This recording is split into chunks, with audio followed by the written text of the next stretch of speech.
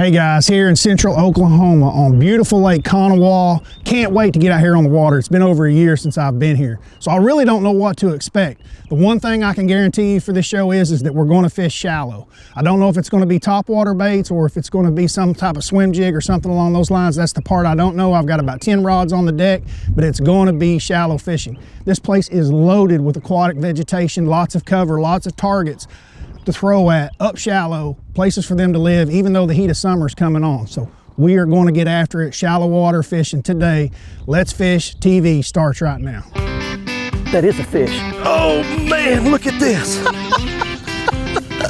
It's time for the only program that brings you real-time fishing reports from the Southwest region every week. Oh my gosh. Oh, look at that. Woo! This is Let's Fish. All right guys, here on beautiful Lake Konawa in central Oklahoma. This lake was impounded around 1970. It's only about 1,300 square surface acres. This lake was actually impounded for one purpose. You're going to notice a lot of the electrical lines that are around here. This thing was built as the cooling system for a generating plant for electricity that sits right on the side of the lake. So they actually generate power. This thing is a gas-powered generator. It's not a coal-burning generator. No current driven. It's not like a TVA system. This thing is only 1,300 acres, impounded around 1970 just for this purpose. OG&E, Oklahoma General Electric, owns this, runs it, and has the ramps and things open to the public. It is a phenomenal fishery. It's got tons of aquatic vegetation. It's got a lot of fish in it, and it's got some big fish in it. Before we get things started, I'm going to get my boat, get my stuff packed up, put it into the boat ramp here. I'm going to get launched and set up, and while I do, let's get started. Back in the studio with your weekend planner. Hey everybody, these Salooner tables are predicting good game fish activity both days this weekend. Look for those prime daytime hours to begin around 8:52 on Saturday and 9:33 Sunday morning, with evening action kicking off at 9:17 Saturday and 9:58 on Sunday. Depending on your local area, expect the sun to rise around 6:20 and set around 8:39. Nights will have a moon with 12% visibility. Stay right here to check out fishing reports from throughout the area. Plus, I will return with 2014 Bassmaster Angler of the Year, Greg Hackney, on this week's Ask the Pro feature.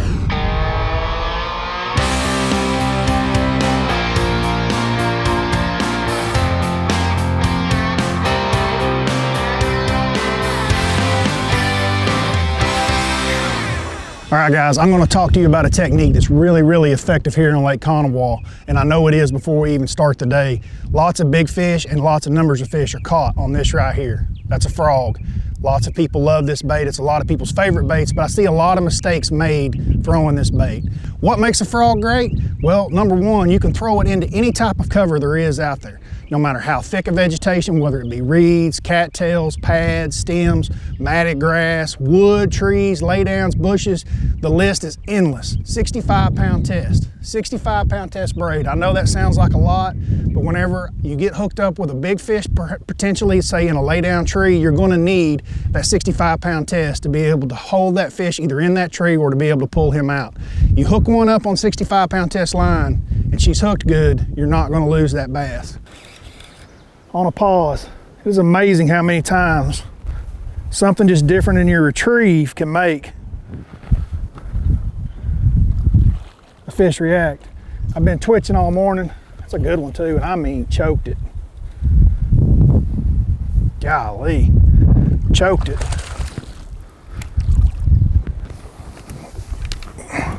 Come here, her throat. Look how deep she's got that frog. Isn't that incredible? Amazing. I had actually just turned my head. It's sometimes that's all it is. It's just a little difference in your retrieve. Makes all the difference in the world.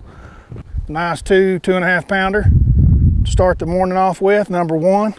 And topwater fish, can't beat that on a frog right on top of the grass. One of the other big things that I think that I see a lot is the rod action. And I made this mistake early on in my career. You want a rod that's got a softer tip so that it allows you to make those little skipping presentations. But that tip better stop pretty quick. You don't want the tip of that rod. You want to get into the backbone of the rod. And what I mean by that is a stiff. You want it to get there quick. I don't like to just throw a 2x4. That's why I like a little tip on it. But as soon as that tip breaks over, I want it to get into the backbone of that rod so that I can load and put some weight on that fish. It's imperative that you get a good hook set with a frog, because a hollow body frog, when the fish bites down, you're trying to expose those hooks into that fish's skin. And sometimes it takes a lot of pressure to actually drive these hooks into a fish's roof of its mouth. Another little tip that I do is a lot of times I'll take a pair of pliers. When I pull a frog right out of the package, just run your finger right across the top of this frog, and you'll notice that your skin doesn't get stuck on that hook. If you'll take a pair of pliers and bend, and I mean just a little bit, bend it out just a little bit so that whenever you rub your fingers down the edge of this frog, that you do feel the stick of that hook. And that right there can help you get a lot more hookups and miss fewer fish throughout your day of fishing. Hey, it turned into summer here in Oklahoma in a hurry, but you know what? Even with the temperatures heating up, the fishing continues to do that as well. Lots of good reports coming in from a lot of different places for a lot of different species, and a lot of that has to do with our stabilizing water conditions following those recent weeks of rain that we have had. Catfishing, good reports coming in from several places: Hugo, Birch, Worcester, Konawa, Grand River System, Carl Blackwell, and most likely you have some right in your backyard too. Good options for you: cut shad, cut sunfish, commercially prepared baits, and of course live night crawlers. And when you're catfishing, think about cover for them just like you would for some of the other species like bass and sunfish. And of course, with this bright sunshine and this hot weather coming in, the crappie are starting to load up on the docks. Use that to your advantage. Think about the darkest spots, the corners, the big shady walkways, anything that has some really dark water underneath. You find them, you can catch mess in a hurry, but you can't catch them if you don't go. Got her 5 times, and I saw that big old fish. And I mean, it's a big one. They're running from my frog. And these are giant fish. They're up in 6 inches of water. And they're scared to death of my bait. Throw it in there with 10-pound test line.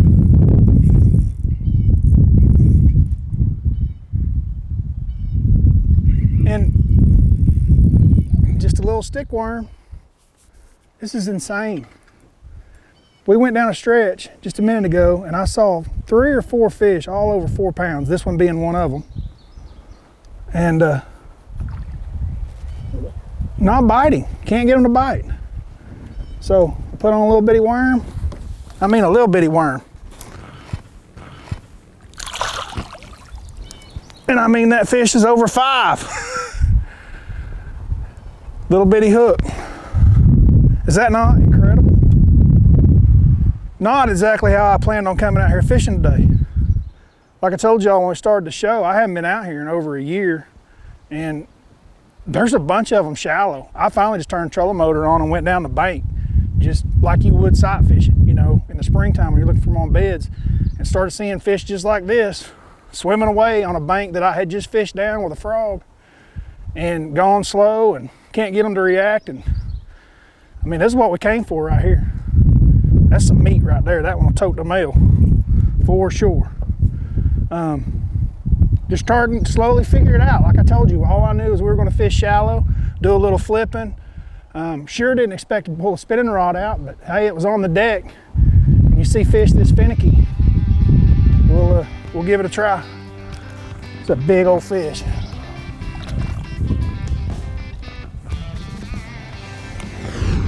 Let's Fish TV is proudly backed by Academy Sports and Outdoors, making it easier than ever to gear up and have fun out there. Visit Mississippi, Wanderers Welcome. Power Pole, Total Boat Control. Balls Out, made in the USA. Heavy duty mounts for your fish finders. Guys, I don't know if I've caught one in Oklahoma in the middle of June on a bed before.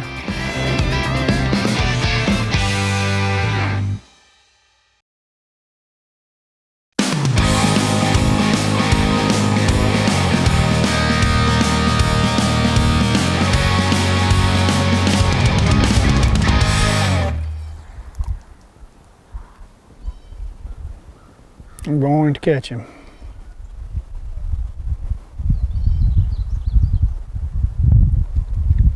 Just got to figure out where his sweet spot is.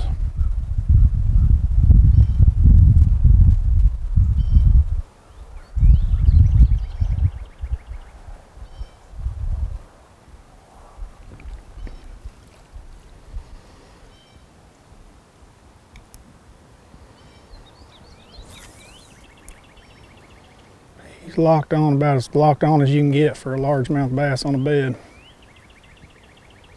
I don't know how I didn't see him earlier today.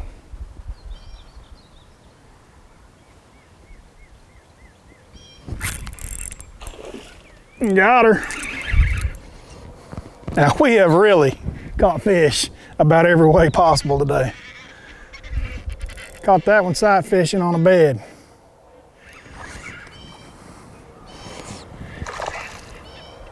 .81-degree water. Good one too. That is crazy.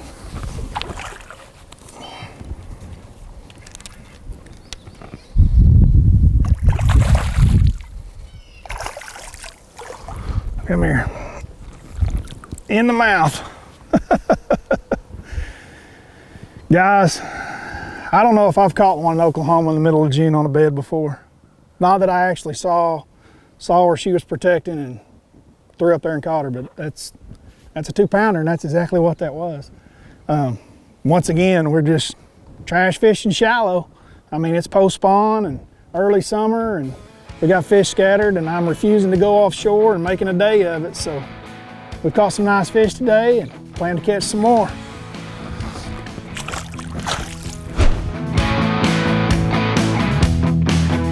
Hi everybody, and welcome to this week's Lone Star Lakes, brought to you once again by DD26 Fishing, the best in steering stops and transom savers. Made in America, 6061 billet aluminum. Lone Star gets you free shipping. Now this week we're going to start at Lake Ray Roberts. It's hot, and if you want to catch Ray Roberts bass during the day, you need to go to the deep water haunts out around the timber. Use your deep diving crankbaits, use your A-rigs, count them down to about 15 before you start reeling, or the old man's Little George, an old standby that still catches bass. Night fishermen, go shallower, use your spinner baits, your Texas rig, Blue Fleck 10-inch power worms, or you could throw a buzz bait and see if you can't get a topwater bite going. Now crappie out at Lake Palestine are on the brush piles.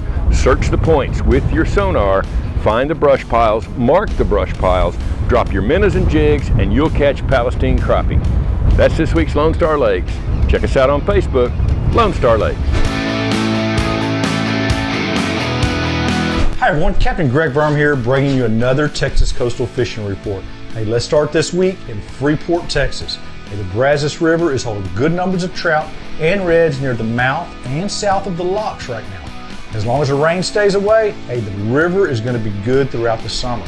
Over in West Galveston Bay, around the San Luis Pass and Chocolate Bay, we're seeing birds working and speckled trout are under them. We're using live shrimp under a popping cork and soft plastics. The water temp this morning when I started over in West Bay was 83 degrees at 6 a.m. and got up to 86 by 11, and I'm sure it's continually rising right now.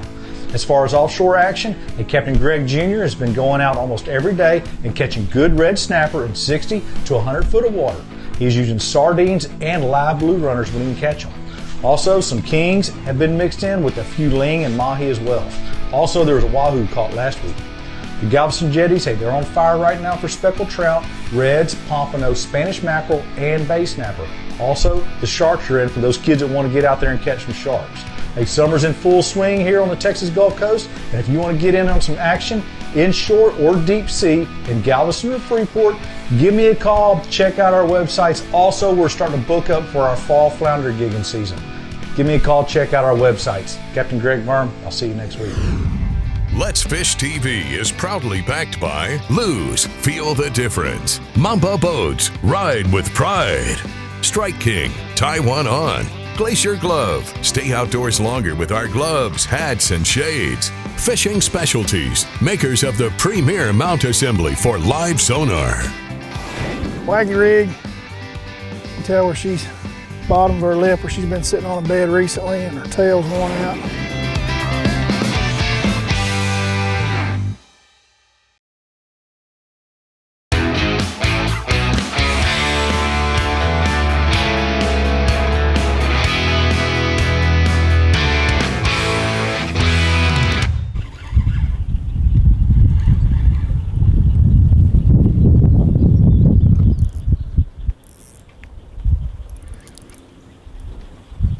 I'm not convinced some of these fish are not spawning. Fry garden, they're still very locked into the spawn. The old wacky worm has been the deal today, no doubt. Another 3.5 pounder.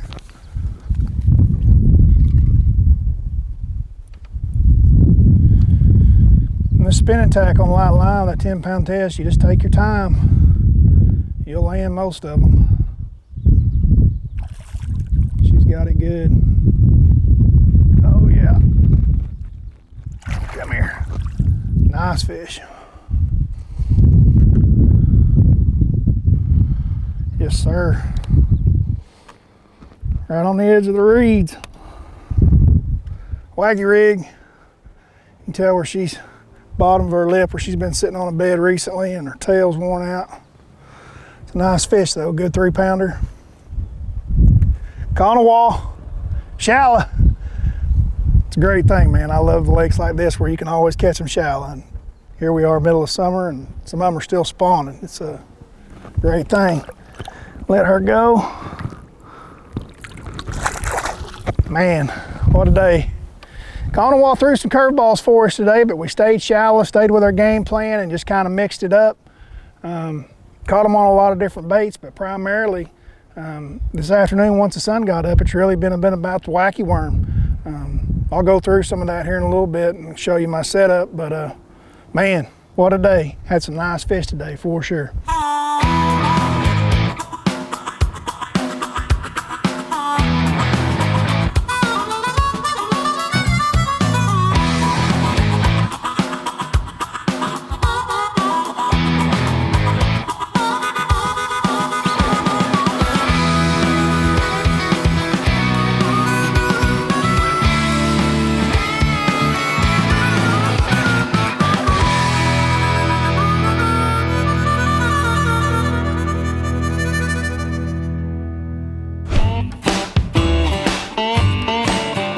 Hey friends, Captain Kevin Broussard here with this week's Let's Fish Report, coming to you from Hackberry, Louisiana, right here at Cajun Paradise Charters. I tell you what, our fishing's great, but we're going to talk about some other parts of the state right now. We're going to talk about Shell Beach, Hopedale, even down around Dulac, Dularge. Lots of trout getting caught. You're getting that summertime pattern. There are some birds working, but I tell you what, the jetties right now is on fire. When the winds will let you fish and the water's clear. Live shrimp seems to be the best bait, but I tell you what, can't go wrong. Full horse cork and a boom boom shrimp under it. Been catching lots of fish, lots of good reports coming on that. And redfish are always popular down there in that part of the state. Gold spoon, shallow water, just beating the banks and you can do pretty well. On the freshwater side of things, I tell you what, these guys are beating the heat. Got some great reports of some night fishing going on. All your bigger lakes, Caddo, Toledo Bend, Bistineau, Darbone, people are fishing at night. Soft plastics, deeper drop-offs, Big Point seems to be where the bigger fish are coming from, but people are also beating the banks, throwing spinner baits and buzz bait, catching good numbers. Biggest thing is be safe out there on the water, beat the heat, watch out for it. For old Cajun Phil, Captain Kevin Broussard saying happy fishing, may God bless, and let's fish. Watch our latest episode or catch up on past episodes on our website at letsfishtv.com. Be sure to hit the subscribe button on our YouTube channel, like us on Facebook, and follow us on Twitter for new fishing videos every day. And download the free Waypoint TV app to get all the latest episodes every week on your phone, tablet, computer, or smart TV.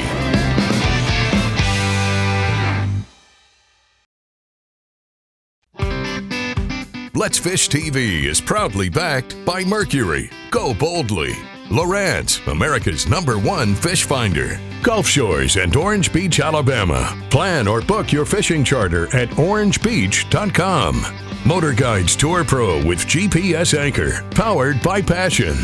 Coastline Trailers, built by fishermen for fishermen.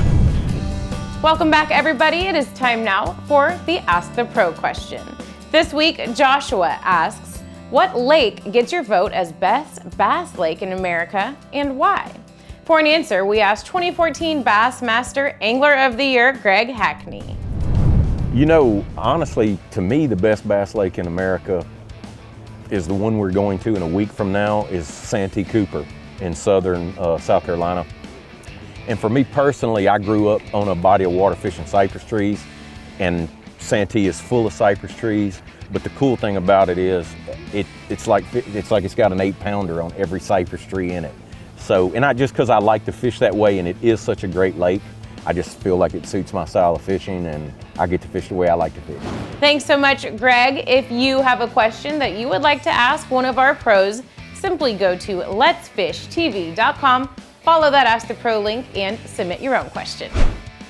Here's today's Right Stuff, presented by Academy Sports and Outdoors.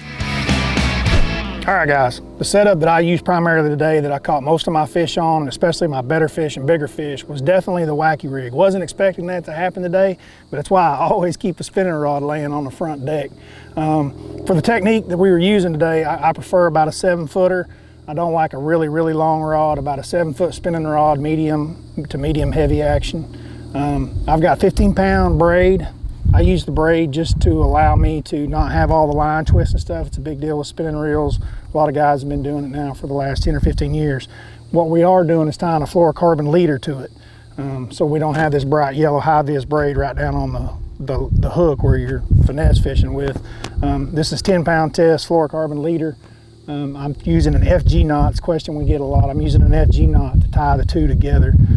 If you don't know what that is, you can probably look it up on YouTube. There's about 5,000 videos out there on YouTube on how to tie that knot. Down to this Gamakatsu EWG finesse hook. You can get a close-up on it. I'll show it to you here in a minute. It's got a little wireless plastic weed guard. Kind of just helps me skip it around where you see me skipping up underneath the laydowns and stuff like I was doing today. Just kind of helps that thing not get hung up quite so much. And then I just run the hook right through the egg sac of my little worm. And you can use multiple different styles of worms, whether it be a stick worm like this, a finesse worm. They all tend to work. I like the stick worm a lot. It's got a good weight to it. I like the way that it casts. Other than that, you know, green pumpkin, and I dye the end chartreuse, and I figure if one end's good, then I just dye both.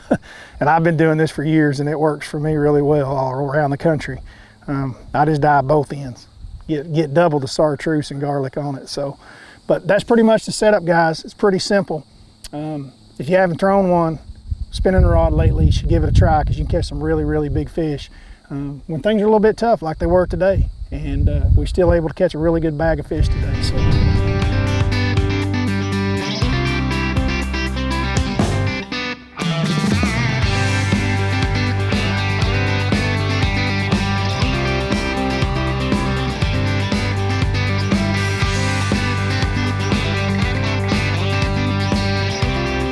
Thanks for joining us. Hope you guys learned some ways of finding and catching fish here on Lake Konawa.